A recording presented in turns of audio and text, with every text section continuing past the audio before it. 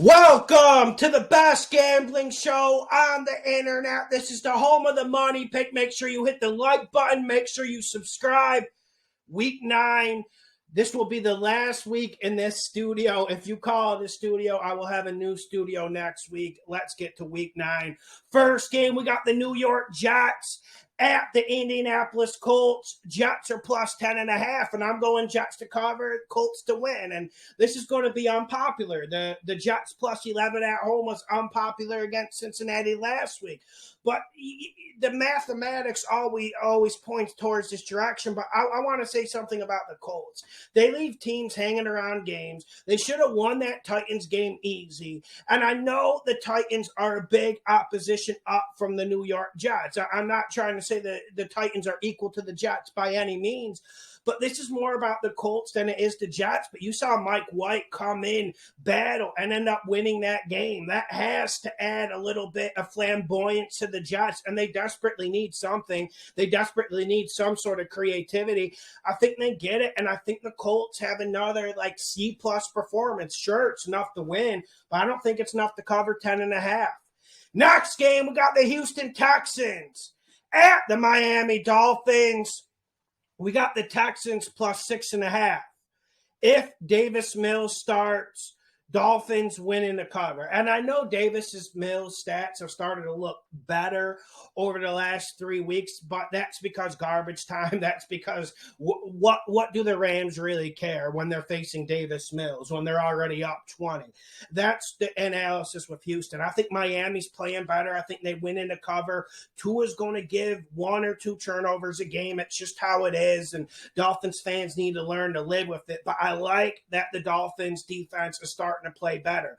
That's why it's Dolphins to win in the cover. Now, if Tyrod Taylor starts, I really like Houston with the plus 7, plus 6.5, whatever it may be. I don't think he will start, though.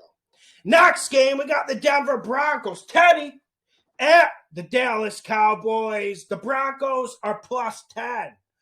I'm going the Broncos to cover, Dallas to win. Once again, I think this is just too much. Now, I know a healthy Dallas team with Dak Prescott slinging that thing on play action could really tear up the Broncos. And everyone tells me Broncos have a great secondary. Lawson, this Broncos secondary is nasty. They really don't perform all that well on the field. They perform well on Madden. The ratings are sick on Madden. But in real life, they don't really get too much done. But with that being said, I think Dallas is going to protect Dak. I think there's going to be more running. I think that's going to be the symbiosis of the game plan. Denver covers, Dallas wins. Next game, we got the Los Angeles Chargers at the Philadelphia Eagles. Chargers are minus 1. Money, money, money, money. Borderline money pick. I got the Chargers to win in the cover, and I'm doubling down here. Hell, maybe I'm even tripling down. Chargers haven't played good the last few weeks. That needs to be come on and said here. That's why it's a borderline money pick. That's why I'm not running the place to bet at this moment. We need to see how this week goes. But I'm not believing Philadelphia is going to run the ball like that. And sure, they ran it against the Lions. They pounded the Lions. They decimated the Lions. But what does that really count for in this league? Does that make you feel better about the Eagles? Does that make you feel better about Nick Sirianni? Do we just forget the previous weeks and just say, we beat the Lions? I'm seeing too much of that, man. Chargers winning the cover. Next game, we got the Minnesota Vikings, my Minnesota Vikings, at the Baltimore Ravens. Minnesota's plus 5.5. I got Baltimore to win in the cover, and my rating of the Vikings has been correct all year. This is just a bad football team, and they're very poorly coached. And you can just look at that Dallas game and losing to Cooper Rush as example A, exhibit A. But there's other problems with this Vikings team, and a lot of it starts with coaching. I don't even want to get to Kirk Cousins. I don't even want to get to some of these corners on the Minnesota Vikings.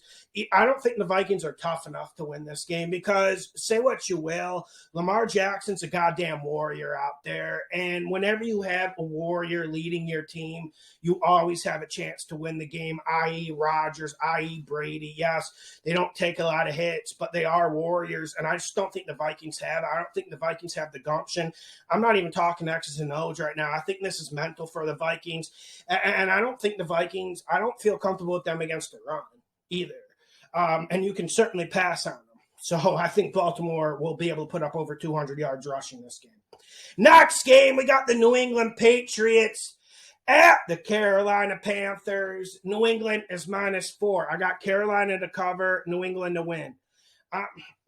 Listen, Carolina's defense is good, and we can talk a lot about Carolina, and we can talk a lot about Sam Darnold. Frankly, I'm tired of it. Frankly, I've said everything that needs to be said, but I think this Carolina Panthers team covers the +4, regardless of Sam Darnold, regardless of P.J. Walker, hell, maybe even regardless of Matt Rule.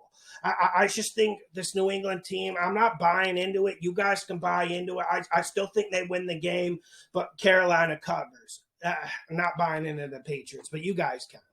Next game, we got the Buffalo Bills at the Jacksonville Jaguars. Buffalo's -14.5. I got Jags to cover, Buffalo to win. Not a whole lot of science, not a whole lot of X's and O's, but we are seeing – I don't think the Bills are as good as they were last year. I really thought they would be better. I really liked some of the small additions they made to their defense, but they didn't look good against the Dolphins. And a better quarterback, Fitzpatrick-led Dolphins, could have stole that game in Ralph Wilson Stadium on Sunday. Let me not mince words. Buffalo really should have lost that game. They did not play good against Miami. I got Jacksonville to cover. I think they respond. They didn't show up against the Seahawks, and that's just what you get from the Jags. That's why you can't bet them. Like +14.5 at home sounds like something you can pull, something you can pull out in Vegas. But with the Jags, it's just too risky because you don't know if they're going to show up. Next game, we got the Cleveland Browns at the Cincinnati Bengals. We got Cleveland +3. I got Cincinnati to win in the cover, but I'll tell you what. If Case Keenum starts for the Browns, this is a money pick. And I told you guys last week, Case Keenum gives the Browns a better chance to win than Baker Mayfield. Today we're seeing Odell's dad complain about the quarterback play. I mean, it just doesn't seem – it seems like more 2019 Browns than 2020 Browns, if you understand what I'm saying. And the Bengals are going to be in a bad mood. They better come in and play physical. After losing to the Jets, you better come in and play physical. I think we see Mixon. Look at Mixon in the player props. Go over whatever his rushing yard totals is. He better get the ball 25 times. Cincinnati wins and covers. Next game, we got the Las Vegas Raiders at the New York Giants. Vegas is -3. I got Vegas to win in the cover. Sure, the Giants are due for a game. Sure, the Giants are getting healthier. And we've been saying all year, the Giants are a competitive outfit on defense. And the bye week has been actually working against teams due to the COVID restrictions and no one practices during the bye week. But I think Las Vegas comes out strong after the bye week. They're a team that needed to get healthy. And when I think about Vegas, I think about them in the trenches. Now, the Giants have a great run defense, but I think this game comes down to who do you trust more, Daniel Jones or Carr? If the weather's decent, I'm going Carr. Raiders winning the cover, kind of sure about it. We'll see how this one expands during the week. Make sure you hit the like button. Make sure you share the videos. Make sure you check out my Patreon. Only $5 a month. Link in description. Let's get this money. Let's get to the next game. We got the Atlanta Falcons at the New Orleans Saints. Atlanta's +6. I got Atlanta to cover, New Orleans to win. Now, New Orleans, we've been saying it all year. This defense isn't a joke, and it's a top 5 defense. And now you guys know why I've been yelling that from a rafter. They proved that on Sunday against Tom Brady, the best player in this game. But I do think Atlanta somehow manages to keep this close. The Saints' offense isn't explosive. And without famous Jameis Winston, you're either going to get Simeon or you're going to get the big kid from BYU if he recovers from a concussion. Either way, I don't think the Saints get good quarterback play. We know Arthur Smith's not going to have a great game plan. But come on, Atlanta loses by a field goal, right? I like Atlanta +6, New Orleans to win. Next game, we got the Green Bay Packers at the Kansas City Chiefs. The Chiefs -1, and who the hell knows where to go here? after watching Monday night's game, it just gave me more questions than answers. But I have to be real with you. I'm going Green Bay to win in the cover. I just think Aaron the Game Rodgers is at a different level right now, and he's increased his game. I remember 3-4 years ago, I felt like Rodgers had the 7th, 8th, 9th best quarterback in the league seasons. No, Rodgers is in beast mode right now, and I think the difference in this game is Rodgers. I think he takes care of the ball better than Mahomes. And when you're looking at this Packers defense versus the Chiefs defense, who would you rather roll with? Who would you rather go into war with? For me, it's the Packers defense. And you guys know I don't like saying that. And then Jair Alexander could come back. And listen, the Chiefs have a better roster top to bottom than the Packers. But the Packers' big three of Jair Alexander, Aaron the Game Rodgers, and Devontae Adams is just fire. I think those players make the difference in this game. I think Mahomes turns it over 1 or 2 times. And I don't think Aaron the Game Rodgers turns it over. I don't think this Chiefs defense gives Aaron the Game Rodgers the resistance to stop him. Packers win in the cover. Next game, we got the Arizona Cardinals. Zona at the San Francisco 49ers. San Francisco is plus 2.5. Money, money, money. Money. Now it's risky, but I'm going San Fran to win in the cover. It is risky.